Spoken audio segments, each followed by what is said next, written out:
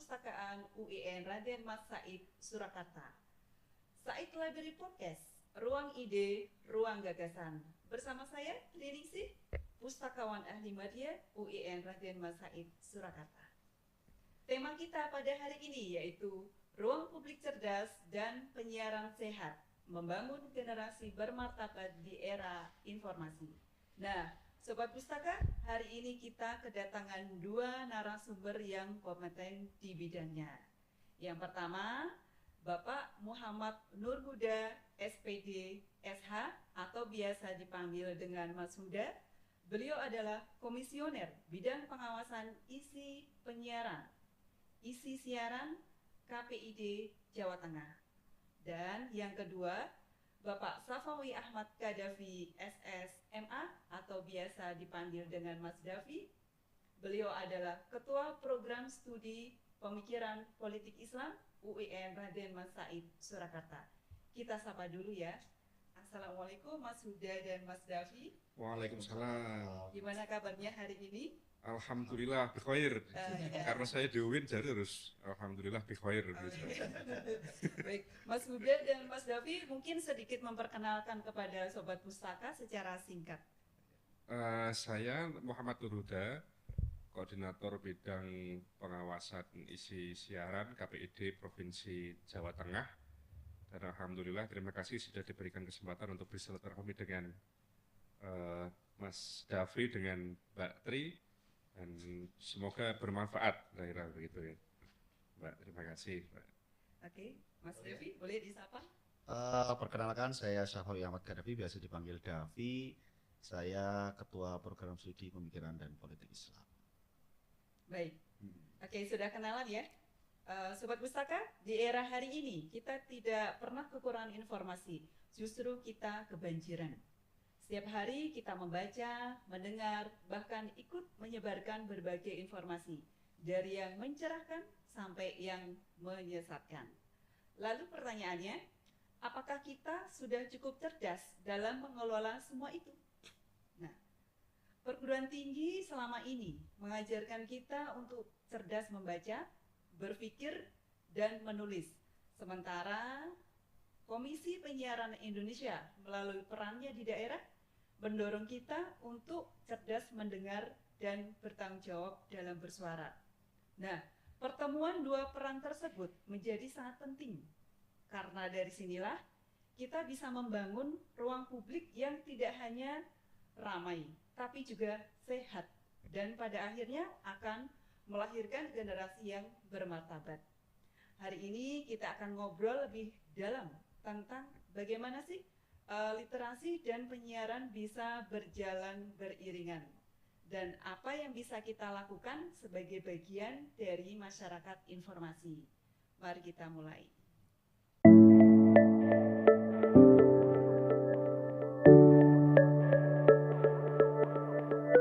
Oke, Mas Davi dan Mas Huda, ini ya pertanyaan pertama. Apa yang sedang terjadi dengan kualitas informasi di ruang publik kita hari ini? Dan apakah masyarakat kita sudah benar-benar melek informasi? Silakan yang pertama Mas Davi, nanti dilanjutkan Mas Huda. Baik, terima kasih. Sebenarnya walaupun saya Ketua Program Studi di Pemikiran Politik Islam, bidang keilmuan saya itu sebenarnya komunikasi. Jadi saya cukup mengikuti isunya ya, soal komunikasi, terutama komunikasi digital sebenarnya sudah. Kalau yang terjadi hari ini sebenarnya ada pergeseran di dunia media digital ya, terutama kalau bicara tentang kecakapan audiens dalam menerima informasi. Karena media kali ini per hari inilah itu tidak lagi didominasi oleh media-media mainstream, tapi juga media-media kalau dalam bahasa sederhananya mungkin kayak media komunitas, bahkan per individu pun dia juga bisa menciptakan medianya sendiri melalui kanal-kanal digital. Itu saya kira jadi tantangan tersendiri ya, terutama untuk pemerintah dan juga lembaga pendidikan, karena kini kita tidak lagi sebagai audiens pasif per hari ini kita juga jadi audiens aktif yang tidak hanya mengkonsumsi tapi juga memproduksi, dan itu sangat-sangat berat untuk, kalau dilihat secara kasat mata itu cukup berat, karena akhirnya hoax, fake news, misinformasi, malinformasi itu jadi makin runyam karena setiap yang kita konsumsi langsung bisa kita produksi. Dan itu saya kira ya kebetulan karena kita ada komisioner pengawas KPID Jawa Tengah, Mas Huda, jadi mungkin nanti bisa memberi gambaran ke kita. Kalau saya kan melihatnya dari sisi digitalnya, sedangkan Mas Huda nanti mungkin bisa memberi insight kita soal penyiaran dalam posisi mungkin saya sebut analog ya, lebih analog gitu ya. Betul. Lebih analog gitu. Jadi itu dunia yang mungkin karena bukan generasi saya ya Mas ya. Jadi saya kurang begitu tahu tentang dunia penyiaran radio, televisi. Tapi kalau di ruang digital itu jadi tanggung jawab yang baru untuk ya lembaga pemerintahan dan lembaga pendidikan. Tapi di sisi lain itu juga membuka peluang pembelajaran baru bagi masyarakat ya, karena terbuka, informasi jauh lebih terbuka. Sangat sulit sekarang untuk menjadi tertutup, semua serba transparan. Tapi saya kira dengan regulasi-regulasi yang bisa dibikin baru untuk membatasi, dalam rangka membatasi hoax dan disinformasi, saya kira itu jadi tantangan yang cukup bagus lah untuk masyarakat kita. Gitu. Oke. Ya menarik sekali ya Mas Davi ya. Baik, kita beralih ke Mas Huda dari sisi KPID nih di wilayah Jawa Tengah nih, bagaimana menurut Mas Huda? Oke, terima kasih Mbak Tri. Saya tentu menambahi ya dengan yang disampaikan oleh Mas Davi. Jadi kalau dahulu itu sumber informasi utama itu melalui media mainstream, ada TV, ada radio, dan koran. Hari ini situasi tersebut sudah berubah. Masyarakat mendapatkan informasi dalam hitungan detik. Hari ini ada peristiwa apapun di Selat Hormuz begitu. Ini orang Solo langsung bisa memantau dengan seketika. Dan proses produksi informasi yang disajikan pun juga jauh berbeda. Kalau dahulu media mainstream, TV, radio, dan koran itu dalam proses produksi beritanya itu cukup panjang. Dan kebetulan saya dulu juga hampir 15 tahun sebagai jurnalis gitu. Jadi produksinya jauh dan proses pembuatannya pun diatur secara ketat dalam bentuk undang-undang, ada etika jurnalistik, etika pariwara, dan seterusnya. Nah hari ini ketika kita mendapatkan informasi di luar dari media mainstream itu, media sosial, hampir semua orang bisa mempublikasikan apa yang dia lihat, yang dia dengar dalam bentuk video begitu, tanpa ada regulasi yang mengaturnya. Praktis kan tidak ada hari ini. Di undang-undang manapun, di undang-undang tentang ITE pun kan hanya membatasi perspektif hukumnya, penegakan hukumnya dari produknya, tapi untuk proses produksinya kan tidak ada batasan. Yang membatasi justru dari platform-platform misalnya YouTube, dia punya batasan-batasan tertentu. Tapi yang pasti dari masyarakat siapapun hari ini bisa mempublikasikan apapun, dan orang yang punya akses ke internet bisa menerima informasi apapun dan kapanpun dimanapun gitu. Sambil tiduran bisa, sambil makan bisa, ngopi dan seterusnya. Nah situasi perbedaan itulah yang hari ini menjadi tantangan hampir semua pihak, bukan hanya pemerintah sebagai pembuat regulasi, kemudian regulator sebagai pengawas, termasuk masyarakat sebagai penerima informasi. Itu masalah yang hari ini terjadi, Mbak Tri.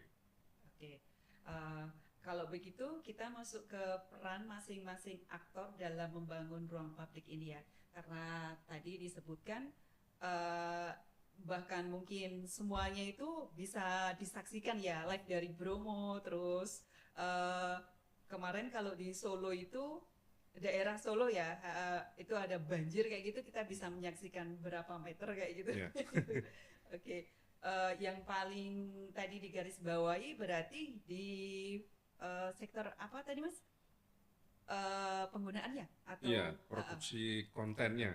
Produksi kontennya yang belum ada regulasi yang mengawasinya. Oke, selanjutnya menarik ya. Sekarang masuk ke peran perguruan tinggi nih. ini Mas Davi dan Mas Huda nanti bisa menambahkan Ya. juga bagaimana ini ya perguruan tinggi membentuk masyarakat yang dia itu tidak hanya membaca, tapi juga bisa berpikir kritis. Bagaimana sebuah perguruan tinggi itu bisa membentuknya. Dan seberapa penting sih kemampuan menulis dalam sistem ekosistem literasi hari ini? Kemudian apa tantangan perguruan tinggi di era digital? Tadi kan tidak ada yang membatasi. Nah, seperti itu. Gimana Mas Davi? Untuk yang pertama ya soal tantangan perguruan tinggi lah. Betul. Ini dosen itu sudah tidak lagi bisa kayak dulu yang memberi pelajaran A, kemudian siswanya menerima A gitu. Sekarang itu benar-benar kita tantangannya sangat berat. Pertama, mahasiswa generasi sekarang ya Gen Z ini Gen Z. itu lebih melek tentang informasi terkini. Tadi sudah disampaikan sama Mas Yuda juga, orang Solo tuh sudah bisa komentari perang Iran sekarang secara real time gitu. Mahasiswa sekarang juga seperti itu, pengetahuan mereka secara permukaan ya, secara permukaan tuh relatif mereka sangat cepat. Kadang-kadang dosennya malah ketinggalan info gitu. Tapi di sisi lain ada ancamannya, ada tantangannya, yaitu karena mengetahui banyak hal, kedalamannya kurang, kebijaksanaannya dalam menerima informasi itu kurang. Jadi itu yang mungkin dari sisi pendidikan itu karena kebetulan dosennya mungkin juga lahir lebih dulu ya, jadi punya pengalaman jauh lebih panjang ketika menerima informasi-informasi yang similar seperti itu. Jadi ya kita bisa lakukan ya saya yang biasanya saya lakukan itu adalah membiarkan mereka tumbuh dengan teknologi digital. Ada satu mata kuliah saya yang saya ajarkan ke teman-teman tuh jurnalistik online, itu saya simulasikan mereka mengelola media online sendiri.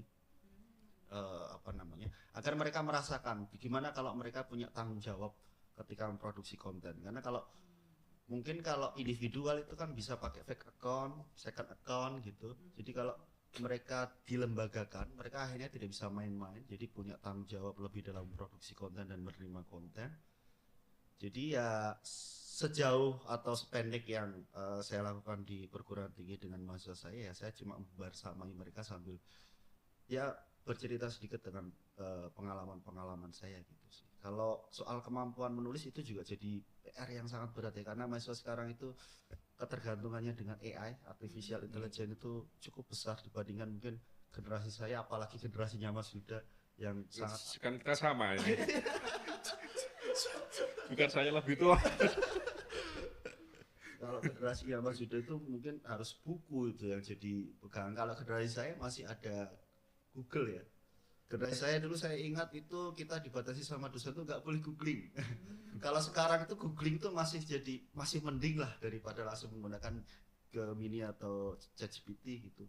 Itu tantangannya cukup berat karena mahasiswa sekarang juga konsumsinya sudah tidak lagi tulisan-tulisan tapi audiovisual, dan audiovisual pun sekarang tidak kuat lagi itu 1,5 jam, cukup 30 detik 10 detik mereka sudah langsung scroll.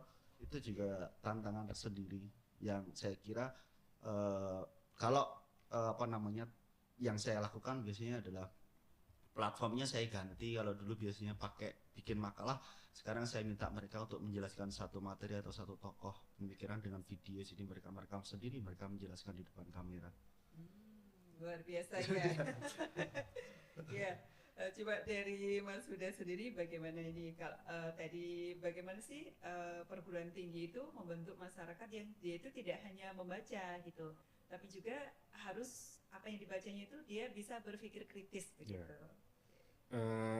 Kalau dulu saya masih mahasiswa itu perpustakaan seolah-olah sesuatu yang serius, menegangkan gitu, dan masuknya itu harus ngantri, ngambil bukunya pun ngantri. Kebetulan saya juga di IAIN Wali Songo, kalau sekarang UIN ya, UIN Wali Songo Semarang, saya di Semarang. Perpustakaan dulu kan terkesan serius dan serem gitu. Tapi hari ini saya kira di beberapa perguruan tinggi Universitas Islam Negeri dan masuk di Raden Mas Said ini sudah ada perubahan pengelolaan yang bagus lah. Di beberapa perguruan tinggi misalnya kayak di Pekalongan dan seterusnya itu juga termasuk di sini ada situasi yang membuat ketika kita masuk itu nyaman, jadi tempat beraktivitas begitu. Jadi orang masuk tidak hanya sekedar mencari buku untuk dibaca, tapi juga memiliki akses ke ruang digital. Makanya teman-teman mahasiswa ketika masuk ke perpustakaan UIN terutama begitu hari ini kan lebih terasa nyaman. Tempat untuk nongkrong, beraktivitas, akses informasi dan digital library juga dipermudah. Nah ini barangkali mestinya ketika aksesnya dipermudah, prosesnya dipermudah, mestinya teman-teman mahasiswa hari ini, generasi hari ini bisa lebih detail mendapatkan informasi dibanding generasinya Mbak Tri ya. Oh, saya izin belum. Begitu. Terus termasuk untuk media juga. Jadi prinsip seorang penulis, orang bisa nulis kan harus membaca. Ya, betul sekali. Termasuk saya dulu pas ketika jadi wartawan itu bisa menulis ya harus membaca dulu. Membaca tulisan orang lain baru saya bisa menulis.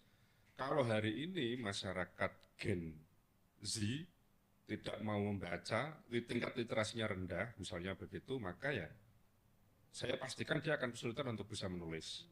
Misalnya di masyarakat Indonesia tahun 2022 kalau tidak salah itu hasil survei dunia itu tingkat literasi kita Indonesia masih sangat rendah. Dari 80 negara itu kita di urutan 69 bawah, artinya kan masih sangat rendah sekali. Nah ini barangkali tantangan Mas Davi dan Mbak Tri juga sebagai sivitas akademika di perguruan tinggi yang barangkali memiliki skema yang mampu memberikan ruang masyarakat agar lebih mudah mengakses informasi, terutama bisa mendapatkan informasi dari aspek literasi. Maka catatannya adalah kalau misalnya mau bisa nulis, dia harus membaca. Kalau tidak bisa membaca, saya pastikan tidak akan bisa menulis.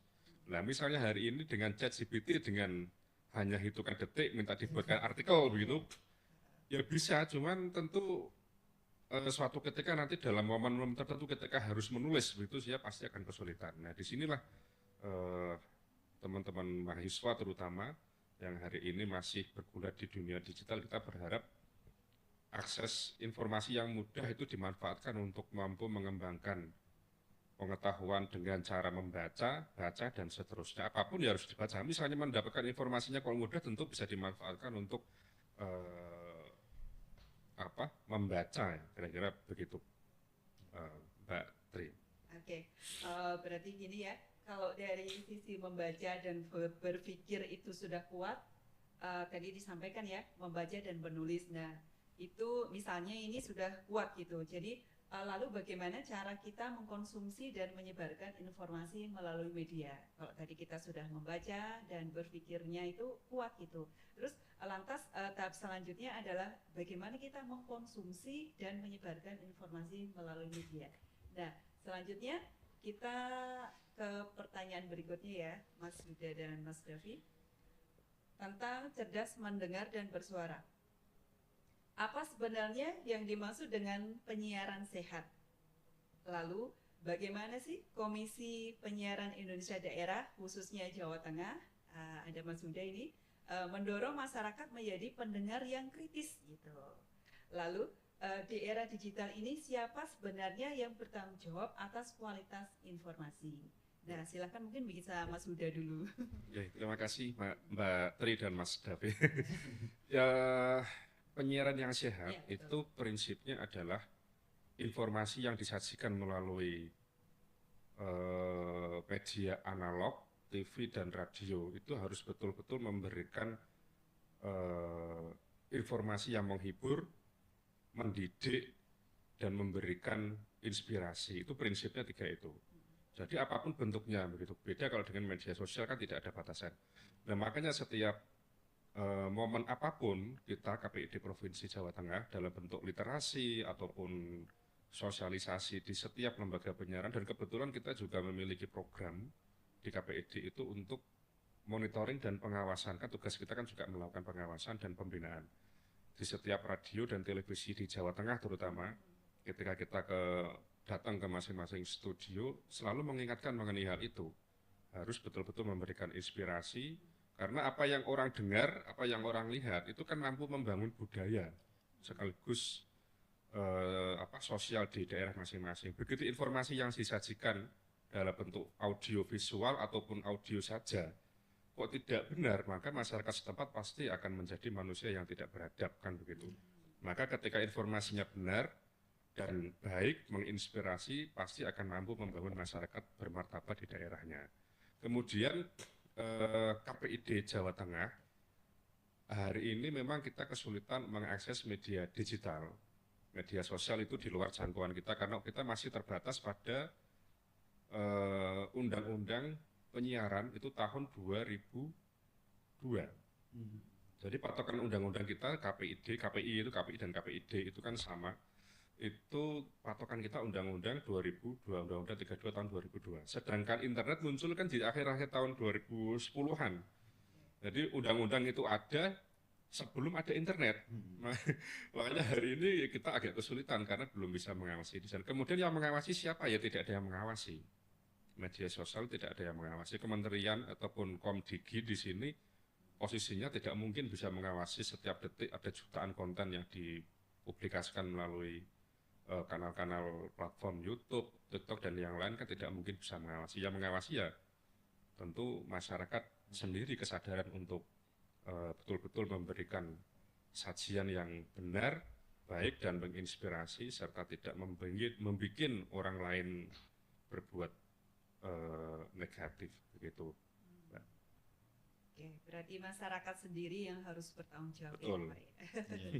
Oke, coba dari Mas Davi bagaimana? Ya sebenarnya keberadaan KPI, KPID gitu juga membuktikan sebenarnya negara itu memang tidak lagi membatasi informasi seperti zaman-zaman sebelumnya gitu. Kan ketika dibebaskan kan berarti harus ada pengawasan. Yeah. Karena kalau sebelumnya kan nggak perlu diawasi karena memang hanya satu suara aja yang bisa keluar.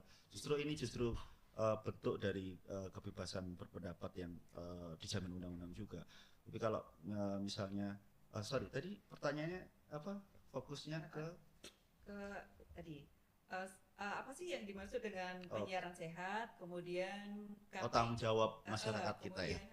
Terus yang sebenarnya bertanggung jawab atas kualitas informasi siapa? Itu karena saya bukan praksi seperti Mas Yuda ya, cuma hanya orang yang sempat meneliti dan membaca aja gitu.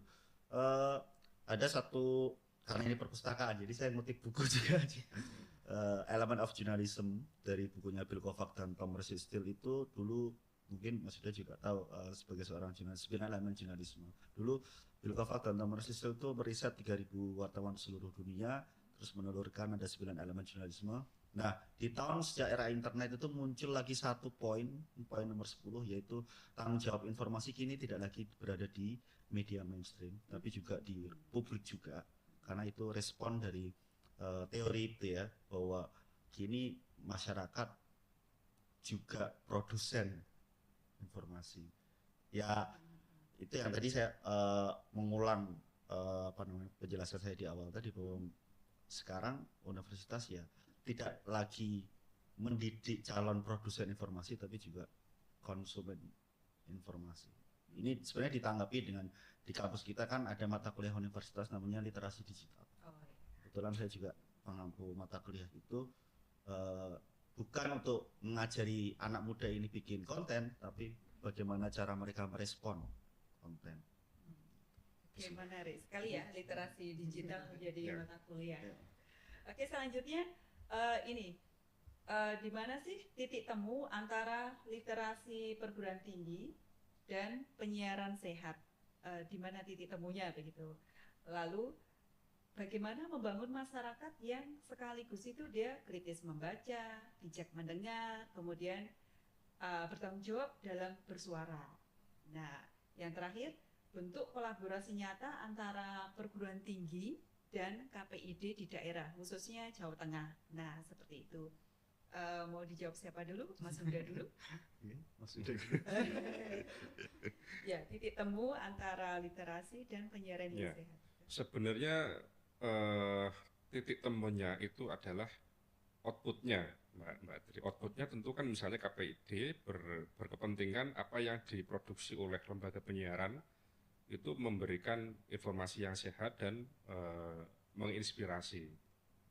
Kalau perpustakaan kan menyajikan bahan yang akan makan begitu, akan dimakan oleh masyarakat, mahasiswa, yang nanti hasilnya tentu akan memberikan inspirasi yang baik. Jadi kurang lebih sebenarnya sama. Nah, termasuk kemudian ke literasi. Tadi juga sempat disinggung Mas Davi ya. Kita sendiri KPID termasuk nanti dalam waktu dekat kita juga akan kemarin itu kita melakukan literasi dengan UIN Raden Mas Said itu dengan melibatkan mahasiswa dan pengajar di sini. Itu sebagai salah satu upaya kita sebagai lembaga negara kita memiliki kewajiban memberikan pemahaman yang baik kepada masyarakat tentang pemanfaatan media, baik media mainstream ataupun media digital. Meskipun kita tidak bisa menjangkau untuk sisi pengawasan, tapi kita juga memiliki kewenangan dan kewajiban memberikan literasi yang baik. Bahwa misalnya kita menggunakan TikTok, nah ini sebagai masyarakat, sebagai mahasiswa, sebagai pelajar, mestinya seperti apa? Nah itu juga kita memiliki jangkauan sampai ke wilayah situ. Termasuk misalnya sebagai seorang dosen misalnya itu dalam memanfaatkan media digital itu diarahkan kemana lah, itu kita punya kewajiban di situ. Cuman kita tidak mampu untuk melakukan pengawasan, jadi hanya mengarahkan tapi tidak bisa mengawasi tentu. Makanya kita berharap dalam setiap literasi itu yang dihasilkan harus betul-betul memberikan informasi yang benar. Jangan sampai seorang terpelajar, mahasiswa, kemudian dosen begitu ketika membuat konten kok justru malah menghancurkan martabat sebagai seorang akademisi, ini jangan sampai kira-kira begitu. Itu yang kita harapkan. Kan beberapa media, beberapa platform kan kita sering menemukan begitu. Setelah kita telusuri ternyata ini dosen atau dosen seperti itu kan gitu. Makanya hal-hal seperti itu kita juga jangan sampai terjadi, terutama di Jawa Tengah ya, di Indonesia dan Jawa Tengah. Ya kalau misalnya yang memproduksi kontennya baik, tentu suatu ketika kita ingin mencapai 2045 sebagai generasi emas, pasti kalau dimulai hari ini dengan produksi informasi yang baik, saya yakin di tahun itu akan tercapai dengan maksimal gitu, Pak. Oke, selanjutnya dari sisi Pak Davi nih bagaimana? Tadi tentang titik temu literasi dengan penyiaran yang sehat. Betul. Ya, kalau dari sisi akademisi mungkin literasi yang sehat itu juga nanti akan melahirkan penyiaran baik yang memproduksi maupun yang menerima yang sehat pula. Jadi maksudnya literasi sekarang kan kalau diksi literasi sendiri kan sangat luas ya, mahasiswa lah, karena saya interaksinya dengan mahasiswa itu kan sebenarnya mereka terliterasi juga, tapi literasinya juga kadang-kadang nggak sehat ya. Kadang-kadang junk food lah, kayak junk food sama healthy food gitu. Jadi kadang-kadang juga mereka terpapar oleh literasi-literasi yang mungkin memecah belah, mungkin juga disinformasi, misinformasi seperti itu. Ya saya kira kalau di ranah pendidikan, anak-anak muda ini sebenarnya butuh inspirasi. Mereka lebih mudah tergerak ketika ada tokoh yang mereka idolakan itu, maksudnya membaca buku. Misalnya kayak ada satu artis misalnya kayak Dian Sastrowardoyo yang baca buku gitu. Itu anak muda itu mudah tergerak, kemudian wah kayak ternyata baca buku itu keren ya. Atau mungkin politisi yang populer gitu membaca buku, kemudian itu saya kira perlu ditingkatkan lagi atau mungkin di rebranding lagi, bahwa perpustakaan itu bukan sesuatu yang jauh gitu, tapi itu sangat dekat dan menyenangkan gitu. Itu cita-cita yang mungkin bisa diawali dengan kita punya bahasannya maskot maskot perpustakaan bisa. Iya, karena lebih anak-anak sekarang lebih mudah tergerak bukan melalui ide tapi orangnya yang ngomong siapa. Ya benar sekali ya, nanti bisa melahirkan generasi yang bermartabat ya. Oke. Selanjutnya ini ya, seperti apa sih untuk Mas Huda dan Mas Davi ya, seperti apa sih generasi bermartabat di era informasi? Kemudian apa risiko jika literasi dan kualitas penyiaran itu diabaikan gitu? Silakan. Kalau generasi bermartabat sih, saya kira ya dia tidak mudah emosional ketika mengakses entah di media analog atau media digital ya, karena yang mengkhawatirkan atau mudah menyebarkan hoax dan disinformasi itu biasanya itu karena efek emosional yang tidak cukup stabil, sehingga dia tanpa berpikir ulang, tanpa cross check, tanpa verifikasi langsung menyebarkan ulang ya. Kalau soal resiko jika literasi dan kualitas itu ya tentu ya semakin menyebar, perpecahan terjadi, tiap kelompok merasa paling benar, sehingga ya stabilitas dan masyarakat jadi ya tidak nyaman lah. Kalau ya kita pernah ada di era polarisasi, pernah ada di era seperti itu ya, yang tentu itu sangat sangat susah untuk kemudian bergerak ke arah yang lebih baik gitu sih. Mungkin Mas Yuda. Ya, mungkin dari Mas Yuda. Ya, saya mungkin lebih arahnya yang ke dampak ketika aspek penyiaran tadi ya, risiko-risiko tentang kalau misalnya regulasi tentang penyiaran diabaikan. Dalam memproduksi regulasi tentu sudah melalui proses yang panjang. Termasuk sebenarnya kalau di penyiaran itu ada undang-undang tentang penyiaran, ada namanya P3SPS. P3SPS itulah yang dijadikan dasar untuk memproduksi sekaligus sebagai alat panduan ya, alat panduan untuk mereka membuat informasi yang disajikan ke masyarakat. Maka begitu keluar dari panduan-panduan itu sudah pasti melanggar dan pasti hasilnya tidak baik. Maka kita misalnya di KPID Jawa Tengah itu kan punya tim pemantauan sendiri di kantor itu. Dasar kita melakukan pengawasan itu ya melalui dua regulasi itu, Undang-Undang Penyiaran dan P3SPS. Di situ begitu ada siaran dalam bentuk radio ataupun di radio ataupun di televisi dan dinilai kok ini masuk kategori pelanggaran, langsung kita catat biasanya begitu. 2-3 hari biasanya ketika ada dugaan pelanggaran, langsung kita follow up dengan memberikan peringatan atau teguran. Dan hari ini di Jawa Tengah itu ada kurang lebih sekitar 400 sekian lembaga penyiaran TV dan radio. Kita melakukan pengawasan selama 24 jam. Apakah semuanya diawasi? Tidak. Kita nggak mungkin melakukan pengawasan sejumlah 400 sekian di satu waktu. Itu butuh sumber daya manusia yang banyak dan tenaga yang makanya yang kita lakukan biasanya dengan skema random. Misalnya di daerah tertentu kita ingin melakukan pengawasan, diawasi. Misalnya di sekitar seluruh raya kita diawasi di waktu tertentu, di hari tertentu dan jam tertentu. Begitu ada temuan, langsung kita tindak lanjuti dengan menghubungi pada pihak pengelola yang bersangkutan bahwa pada jam sekian program siaran ini ada dugaan pelanggaran. Silakan segera diperbaiki. Itu dengan cara persuasif begitu. Sebenarnya kalau misalnya kita langsung tindak dalam bentuk teguran bisa saja dalam bentuk surat itu. Memang skema yang ada dalam undang-undang itu tahapannya begitu, langsung harus diberikan teguran. Cuman kan kalau kita menemukan dugaan pelanggaran dan langsung diberikan peringatan, di Jawa Tengah jumlahnya banyak. Nah, kita tugasnya hanya bikin surat aja kan repot juga. Makanya kita menghindari dengan cara memberikan peringatan atau teguran dalam bentuk persuasif. Hari ini ada WA begitu. Makanya kita langsung memberikan peringatan melalui WA yang kepada yang bersangkutan. Kalau dulu begitu ada temuan langsung kita berikan teguran. Teguran itu nanti dampaknya bisa menghentikan program. Kan tahapannya ada tahap 1, 2 dan seterusnya. Begitu yang terakhir itu tahapannya adalah penghentian program siaran. Termasuk misalnya beberapa waktu yang lalu ada siaran televisi nasional di Trans 7 itu yang menyiarkan tentang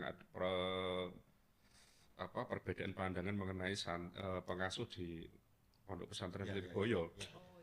Nah, itu kita sendiri di Jawa Tengah juga banyak menerima masukan itu dan kita sendiri di tim pemantau juga menemukannya. Hari itu juga langsung kita tindak lanjuti, memberikan rekomendasi ke KPI Pusat untuk segera ditindaklanjuti dengan bentuk teguran dan dicabut atau diberhentikan programnya. Hari itu juga langsung diberhentikan. Termasuk kita kan kemarin didatangi ada ribuan teman-teman yang main ke kantor kita di KPI di Jawa Tengah.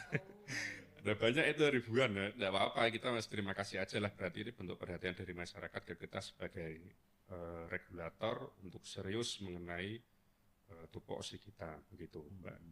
Oke, menarik, semakin menarik ya perbincangan kita hari ini.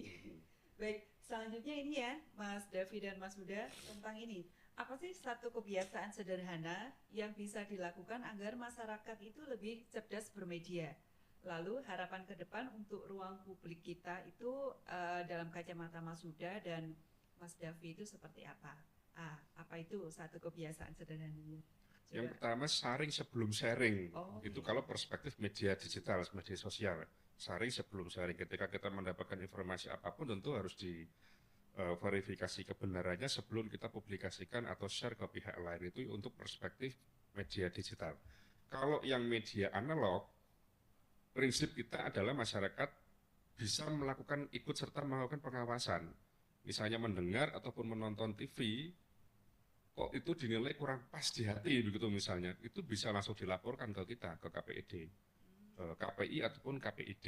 Kalau Jawa Tengah misalnya melalui KPID begitu, bisa melalui WA ataupun Instagram pun banyak laporan aduan yang kita terima hampir setiap hari. Itu biasanya nanti begitu ada laporan masuk langsung kita tindak lanjuti, konfirmasi kepada lembaga yang bersangkutan.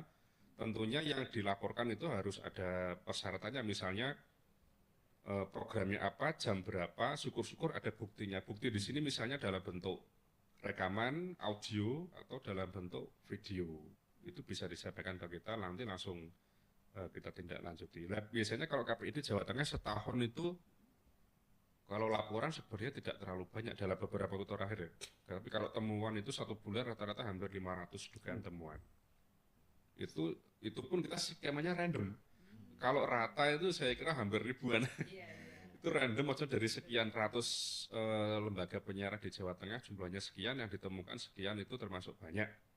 Kalau dulu mungkin di angka-angka sekitar ya 200-an lah, tapi sekarang semakin banyak karena tuntutan bisnis media hari ini berat. Teman-teman radio itu cukup berat berbisnis hari ini, dan dia dituntut untuk mengikuti pasar. Kalau dulu kan kita bisa mengelola pasar, ada iklan masuk begitu kita bisa mengarahkan ini tidak boleh dan seterusnya. Tapi kalau hari ini teman-teman media itu ya hidupnya dari situ, mereka terpaksa harus ikut skema dari iklan.